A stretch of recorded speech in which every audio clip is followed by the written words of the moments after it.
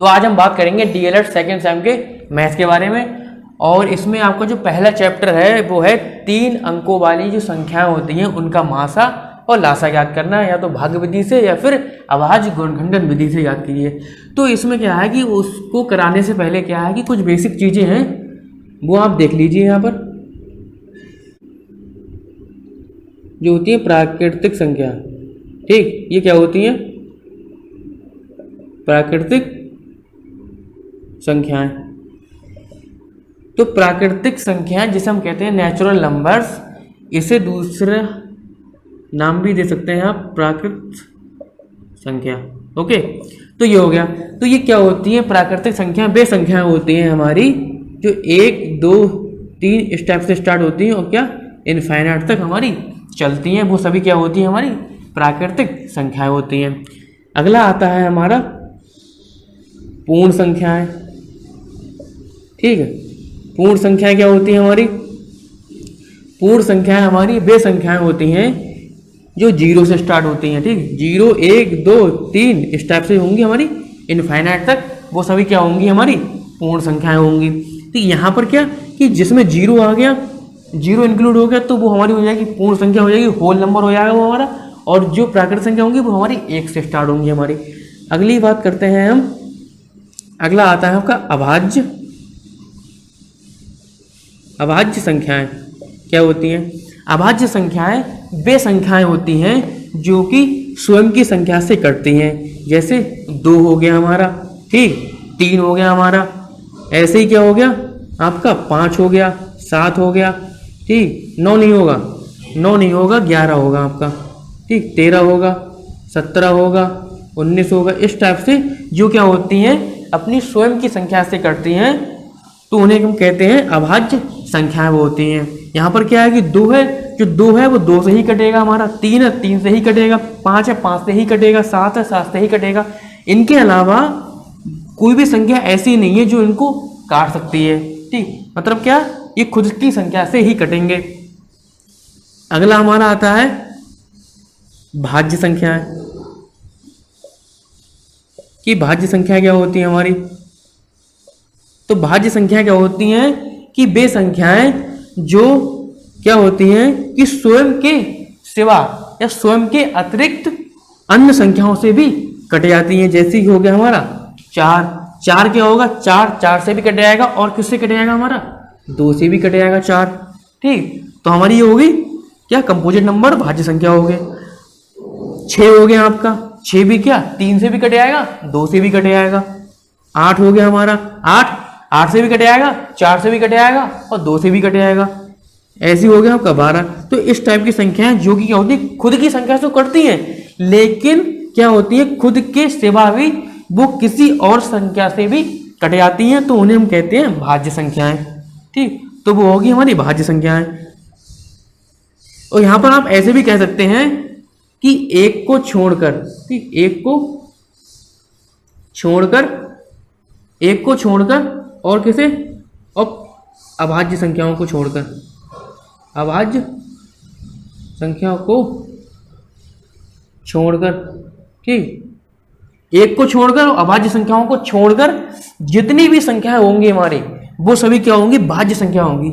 खाली आप क्या एक को छोड़ दीजिए और जो भाज्य संख्या होती है हमारी इस टाइप से उन भाज्य संख्याओं को छोड़ दीजिए, तो जो सभी संख्या होंगी वो सभी हमारी भाज्य संख्या होंगी हमारी। ठीक, ये हो गया आपका।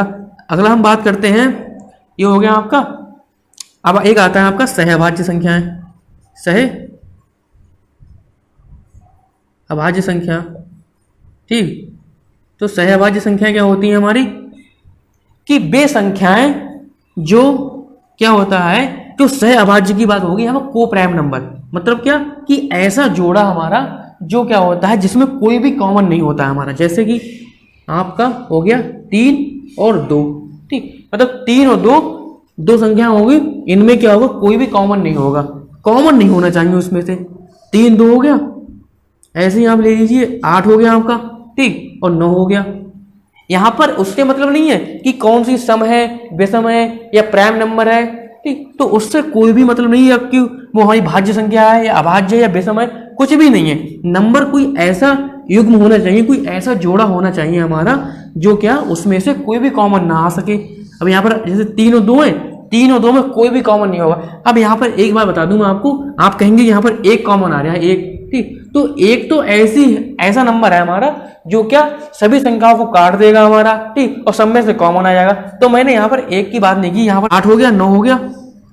अब यहाँ पर आप देखेंगे कि 8 और 9 में क्या है, कोई कॉमन है, कोई भी कॉमन नहीं है हमारा, ठीक। ऐसे ही हमारा है 11 और 12, इसमें से कोई भी कॉमन नहीं है हमारा।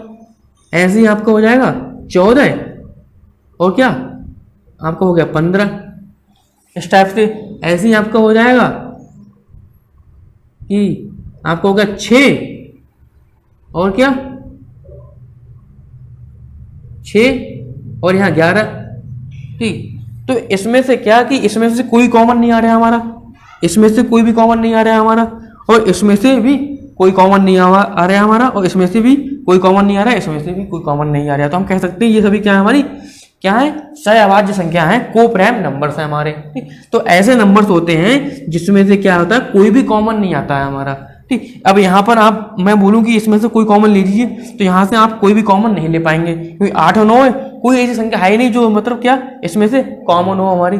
तो ये हो गया हमारे सहअभाज्य संख्या। अब इसके बाद हम बात करते हैं, इतना आप नोट कर लीजिए, करना चाह रहे हैं तो। हम बात करते हैं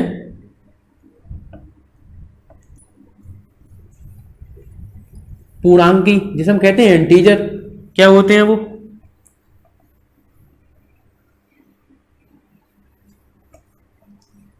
पूर्णांक। हम बात करते हैं पूर्णांक की, ठीक, कि पूर्णांक क्या होते हैं, जिसे हम बोलते हैं इंटीजर। तो पूर्णांक में समझने के लिए क्या, एक चीज आप पहले समझिए, ये होता है, ये सरल रेखा पर क्या करते हैं हम, इस पे संख्याएं लिखते हैं, नंबरिंग करते हैं,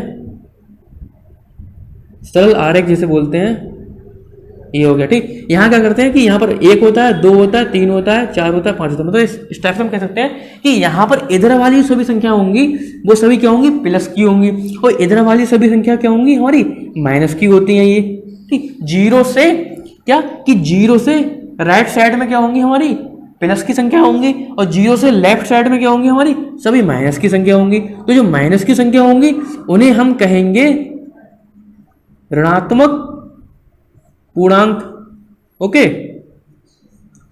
और जो जीरो से क्या इस साइड में होंगी उन्हें हम कहेंगे क्या होंगे, वो धनात्मक पूर्णांक, ठीक। पूर्णांक मतलब क्या कि कोई पूर्ण संख्या होती है हमारी, 1 2 3 4 5 6 7 8, इस टाइप से क्या कोई पूर्ण संख्या होगी हमारी, तो वो हो गया हमारे धनात्मक पूर्णांक और जो हो गया ऋणात्मक पूर्णांक। अब क्या है कि जो हमें कि यहाँ से क्या निकला कि हम इसे ऐसे कह सकते हैं कि इधर और संख्या आएंगी, 5 भी आएगा, 6 आएगा, 7 आएगा, 8 आएगा, इस टाइप से बहुत इनफाइनाइट संख्या होंगी। तो हम कह सकते हैं कि माइनस इनफाइनाइट से इधर भी इनफाइनाइट होंगी और इधर भी इनफाइनाइट होंगी।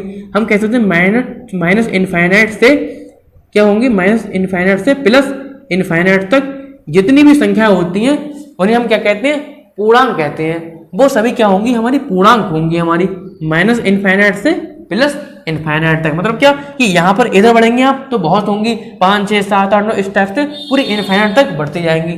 तो वो होती है हमारी क्या मतलब वो होती है हमारी ऋणात्मक पूर्णांक, और जो होते हैं हमारे धनात्मक पूर्णांक। इधर भी क्या होंगी, आगे तक इनफाइनाइट तक बढ़ती जाएंगी हमारी संख्या, 5 6 7 8 9 10 11 12 13 इस टाइप से पूरी आगे तक संख्या बढ़ती जाएंगी।